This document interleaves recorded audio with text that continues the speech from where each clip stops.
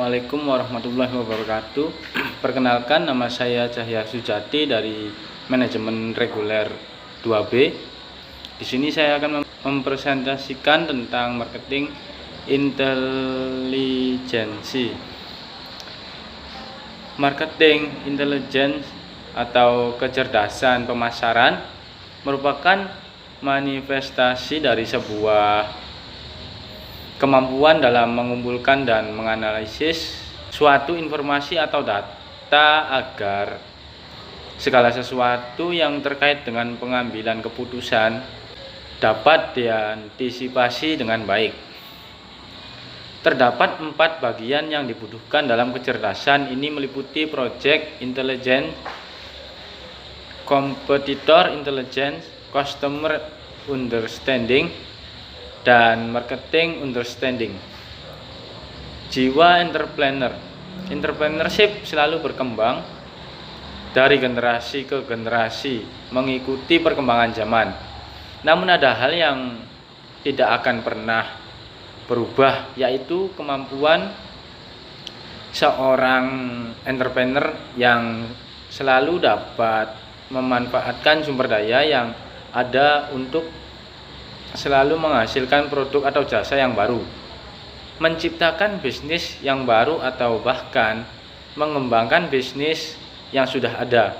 Atau Usman dalam Hatta 2008. Jadi marketing research memiliki pengaruh yang signifikan, dan pengaruh tersebut positif dalam menumbuhkan jiwa entrepreneur.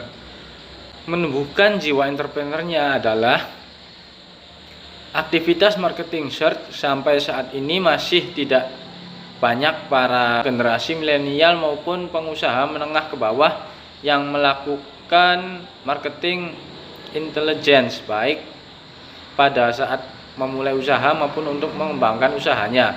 Padahal aktivitas marketing intelligence dapat dilakukan secara mandiri sehingga biaya yang dibutuhkan relatif kecil. Pembangunan desa dalam konteks kekinian menunjukkan arah pada kesendirian masyarakat menurut Agusta 2014.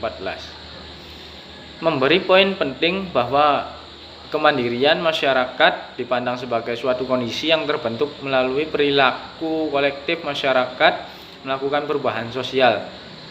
Perubahan perilaku kolektif itu dapat didukung melalui program intervensi masyarakat yang dikembangkan oleh pihak luar atau pemerintah yang menyaratkan adanya gerakan partisipasi masyarakat.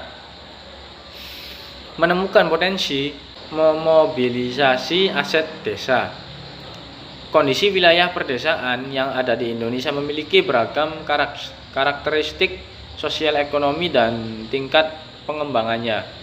Secara umum dalam perumusan kebijakan pembangunan, desa dapat dikelompokkan menjadi 3, yaitu desa cepat berkembang, desa potensial berkembang, dan desa tertinggal.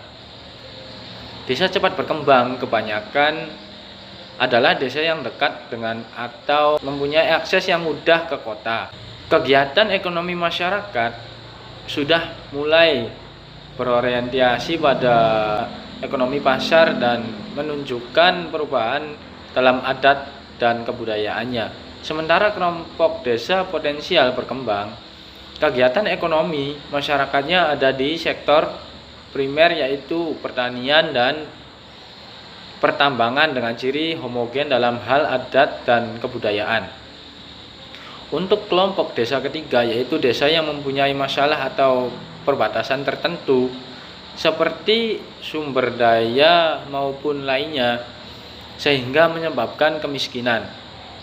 Merawat jejaring untuk berlanjutan kesejahteraan desa.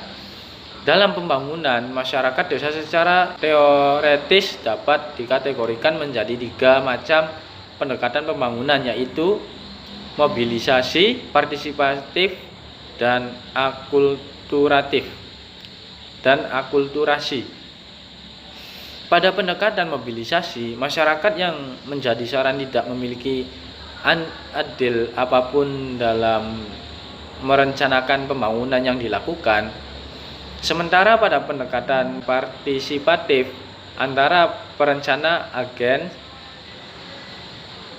pembangunan secara bersama-sama merancang dan memikirkan pembangunan yang dilakukan oleh masyarakat. Kesimpulan, pembangunan desa merupakan salah satu untuk investasi negara baik berupa kebijakan maupun pendekatan. Ini memiliki sederet tujuan mulai yaitu untuk mendistribusikan layanan sosial bagi masyarakat, menanggulangi kemiskinan, meningkatkan kualitas hidup dan penghidupan sumber daya manusia,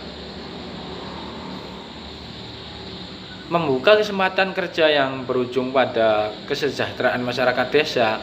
Beragam tentang dan peluang muncul mengiringi cita dan harapan tersebut yang pernah dijawab oleh seluruh elemen masyarakat desa, mulai dari aparatur desa, kelembagaan desa sampai dengan pemuda.